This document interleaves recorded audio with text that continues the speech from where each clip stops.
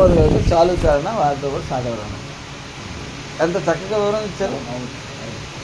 సత్యమైనటువంటి వస్తువు ఏది మీకు తెలిసింది, తెలిస్తే సరిపోయిందా? సరిపోదు.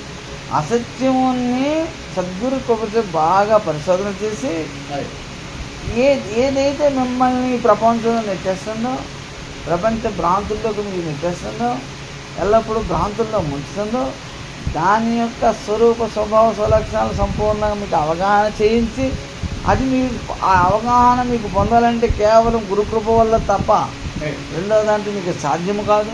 అటువంటి గురుకృప మీకు పుష్కలంగా మీ మీద ప్రసరింపజేసి మీకు సంపూర్ణమైన అవగాహన తెప్పించి, అసత్యమైనటువంటి ఎరుకతో మీకు సాంగత్యము లేకుండా ఎల్లప్పుడూ మీరు సత్ సాంగత్యం అంటే ఆ సత్యమైన బట్టబయలుగా దాంతో మీరు సాంగత్యం చేయగా కొన్నాళ్ళకి పరశుము దగ్గర పరశువేది దగ్గర అయితే ఇనప మొక్క ఉన్నది బంగారంగా ఎలాగైతే మారిపోతుందో, అలాగే సత్యం యొక్క సన్నిధిలో మీరు ఎల్లప్పుడూ ఉండగా సత్యస్వరూపులుగా మీరు మారిపోవడానికి మీకు అవకాశాన్ని కల్పించేవాడే సద్గురు.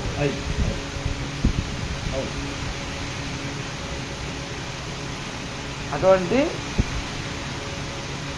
అవకాశాన్ని మీకు ఇచ్చి సత్యం వైపు మీ మనసుని అటు మరల్చి చెప్పాలి.